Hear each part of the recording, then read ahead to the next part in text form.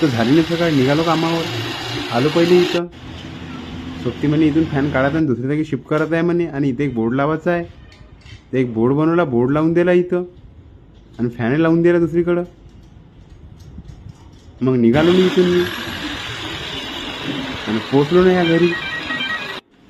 ह्या घरी एक वॉल फॅन फिट करायचा होता, जो की भिंतीवर राहते. दिला ना वॉल फॅन फिट करून. घ्या म्हटलं बा. मग आलो ना तिसऱ्या घरी. इथे लावायची होती ट्यूबलाईट आपल्याला.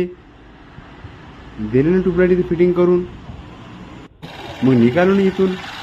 मग आलो ना सोबत्याच्या हॉटेलवर.